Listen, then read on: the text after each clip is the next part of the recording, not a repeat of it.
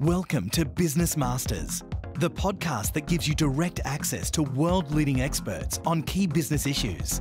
To be the first to know about future shows and to access even more exclusive content, visit businessblueprint.com and subscribe today.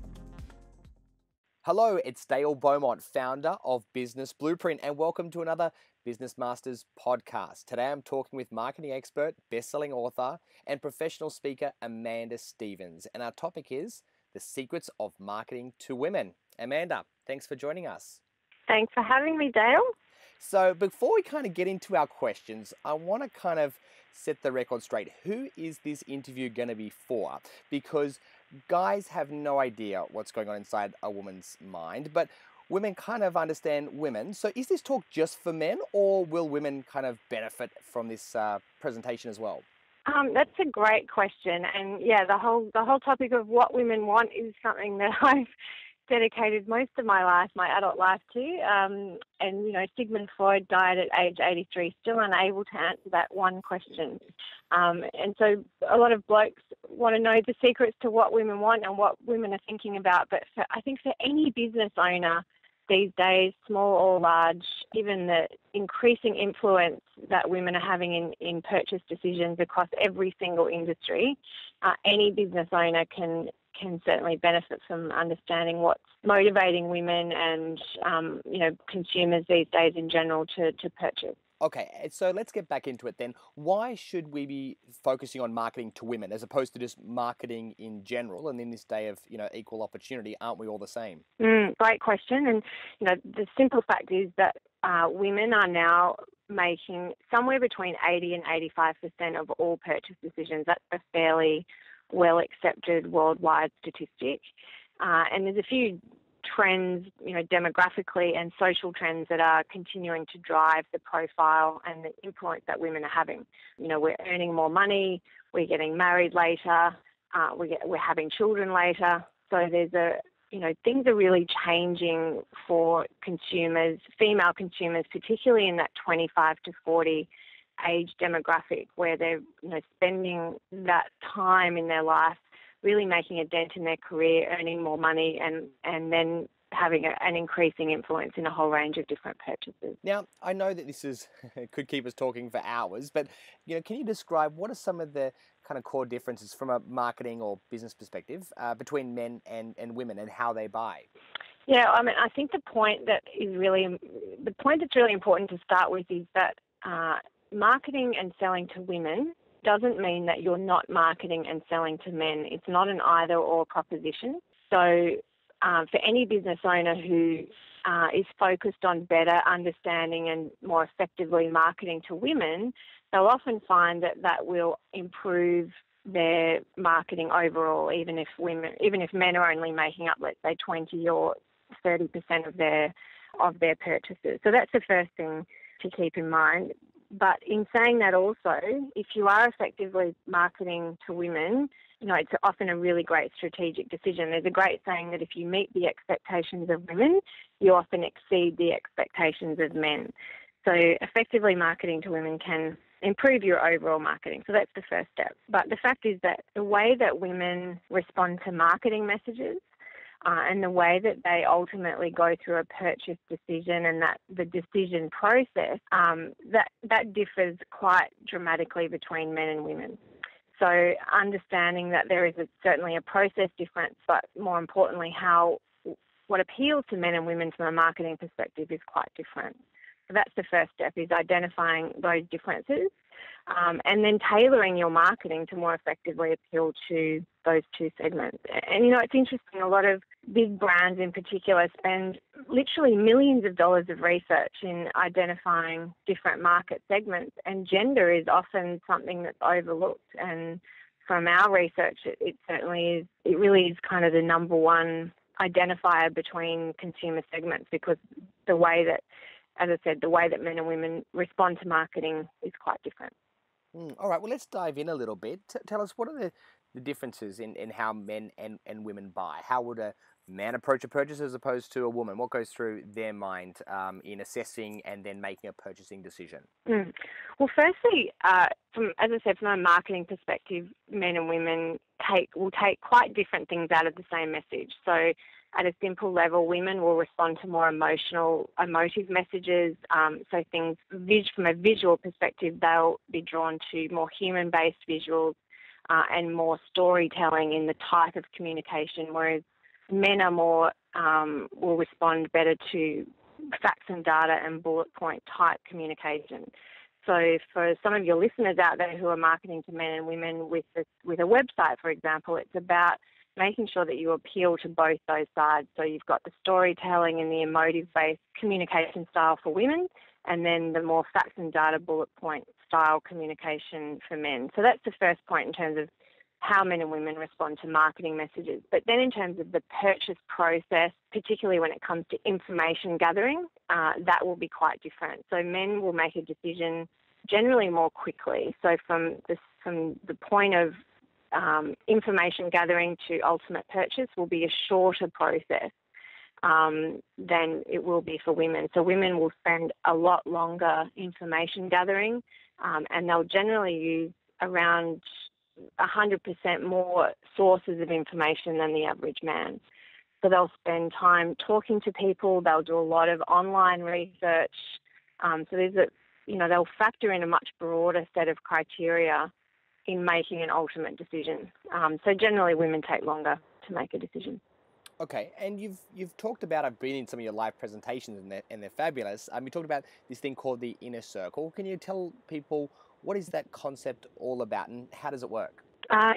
Look, I think for any business owner, this is probably one of the most exciting opportunities because very few businesses really understand the opportunity, and if you get it right, it can lead to market share growth very, very quickly. And the inner circle is a dynamic that we're seeing with women where, women are getting married later, they're having children later. What we're finding is that throughout their 20s and 30s, women are surrounding themselves with, we call it the inner circle. It's almost like a pseudo family, if you like, and it's usually 2 or 3 other women.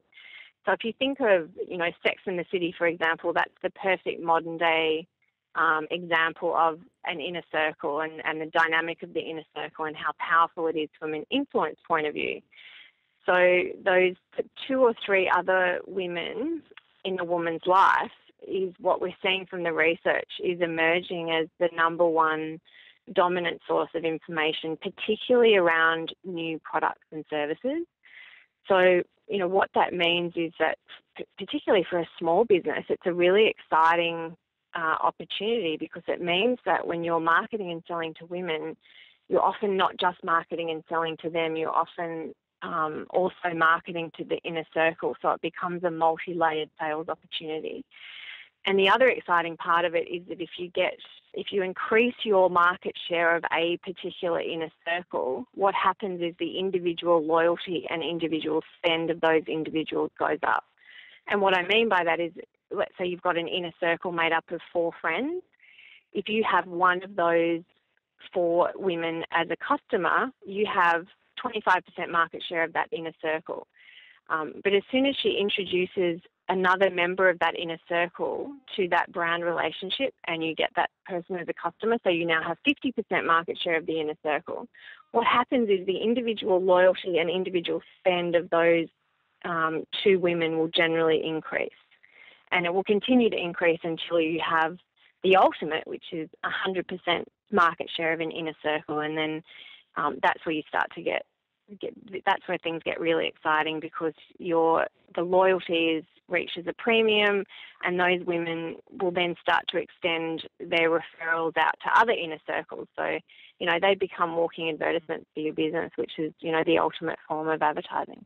So what are some practical things that we can do to start to gain the trust of that inner circle? Yeah, I think it's about the first question that any business owner needs to ask themselves is, how shareable is my product or service? And what I mean by that is, are your promotions and the way people can purchase or, become part of your business, how shareable is that with their friends? And what I mean by that is, the promotions that you're running? Do you have a referral program?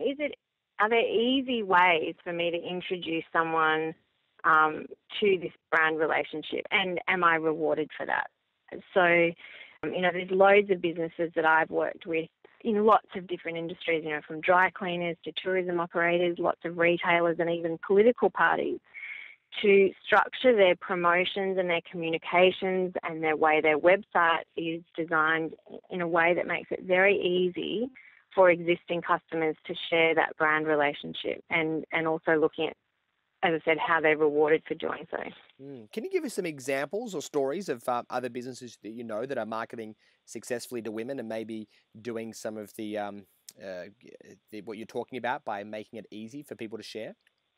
Yeah, not just businesses. We've seen recently whole industries really re-engineer the way they market themselves to women, and one that springs to mind is certainly the racing industry. Traditionally, 20, 30 years ago, the racing industry was quite male-dominated. The way it was marketed was very blokey. And in the last few decades, the racing industry has done a very good job of realising that even though they're marketing to men and women, if they market to women well and get the women to the races, the men will follow.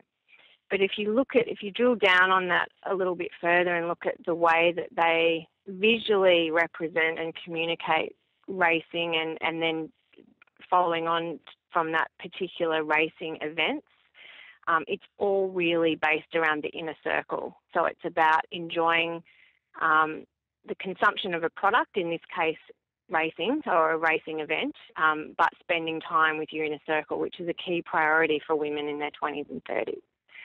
So the racing industry has done a very good job of not only targeting inner circles, but visually representing themselves in a way that make them a part of the inner circle and make it easy for me to introduce my friends and bring my friends into this brand relationship. Okay, great. Anything else apart from, making things shareable, also beautiful, trying to get emotion into our marketing as well? Any other tips for, material or collateral, or if people are running, advertising campaigns? What should we keep in mind at that point? I think, as I said, visually is probably the most important thing. Ask yourself, are my communications speaking to women in a way that is representative of that priority in their life? Do I have a visual representation somewhere in my website or my collateral that speaks to the inner circle? And it's about, sharing those moments with their inner circle. The fact is, women are working the longest hours in paid employment.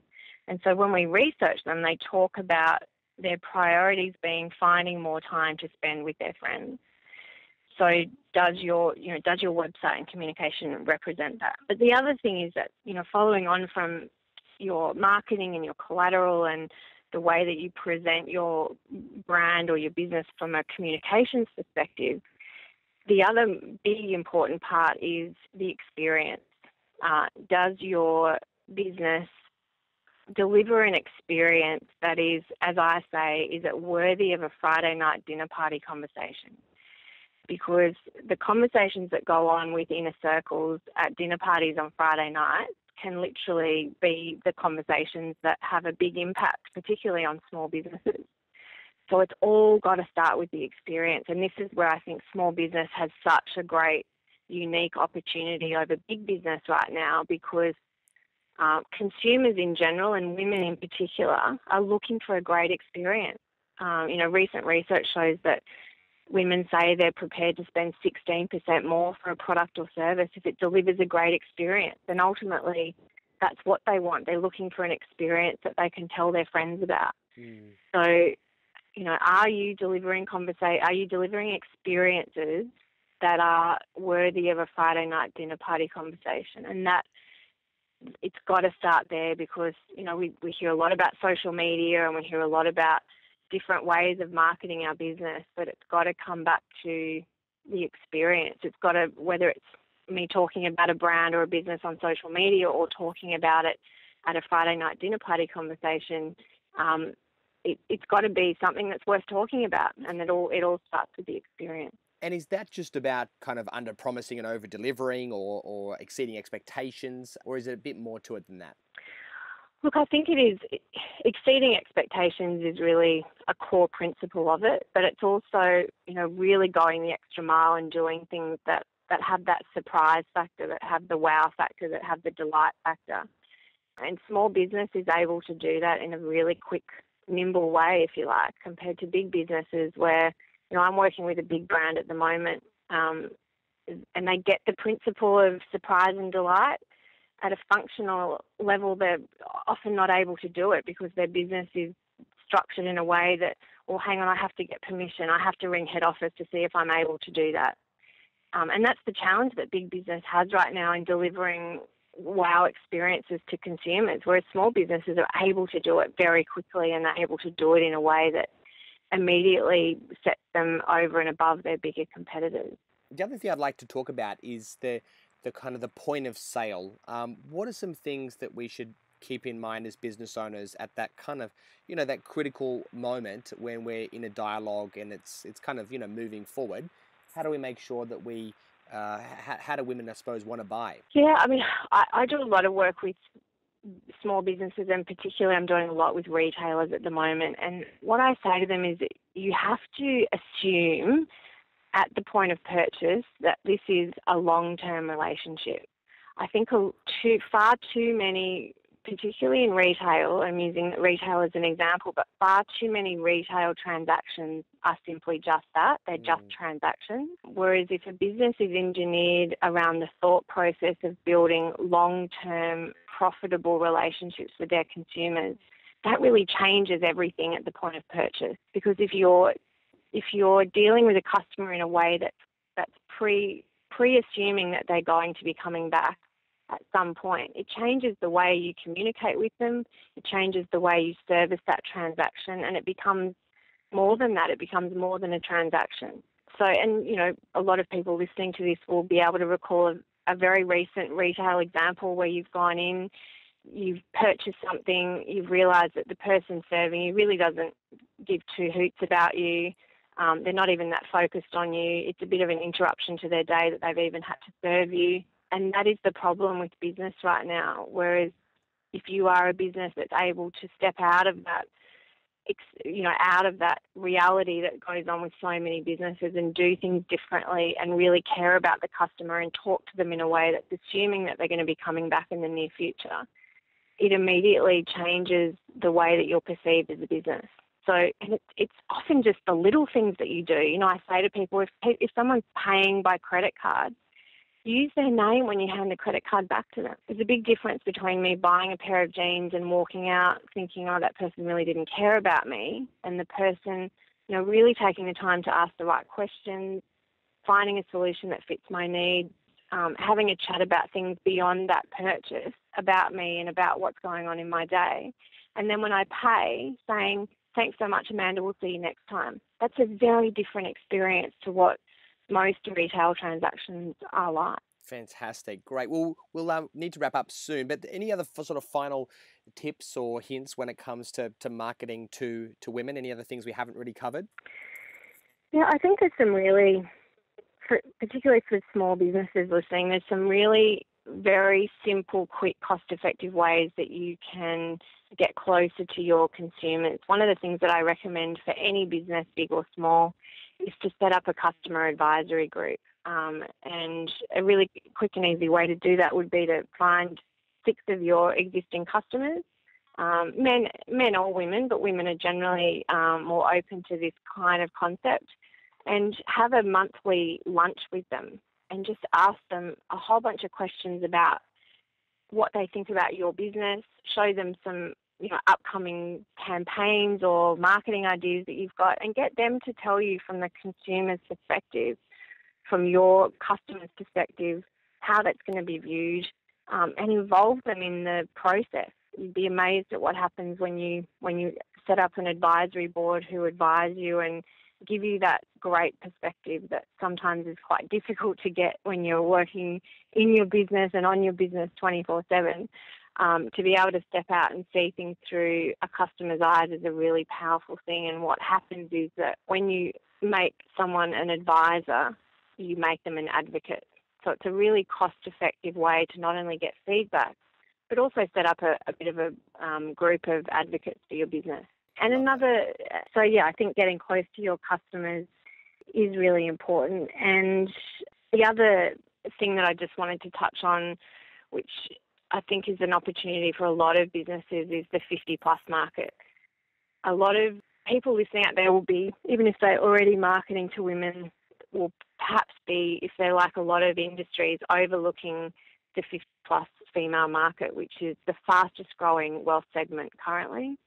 And they are the segment that feels ignored. They feel misunderstood and they feel invisible, which is words that they use. So I think for a lot of people listening, would be an untapped opportunity for them to better target and, in fact, perhaps think about how they could tailor their products or services to suit that 50 plus market. So it's, I think, an emerging opportunity for a lot of industries and a lot of businesses. Fantastic. Some great points there. I also understand that you've written a number of books as well, some on this subject. So can you share what are the titles that you've produced and where can people get their hands on copies if they want to, to learn about this subject further? Yeah, so I've written 3 books on marketing to women, and they're called She Marketing, She Selling, and my latest one, which is called Purse Strings. And I'm also just about to release a book specifically for retailers called Retail Rescue. And on my website currently, you can get a free 3-chapter download of all 4 of those books. Fantastic. And I think the website is amandastevens.com.au. Is that correct? That's correct. Oh, fantastic. Okay, well, we're going to wrap it up there. Amanda, thanks very much for your time. Thanks, Dale. Thanks for having me. For more information about Amanda Stevens, head to the website just mentioned, amandastevens.com.au. Thanks for listening to another Business Masters podcast. To access more great content or to download your free business plan template, visit businessblueprint.com.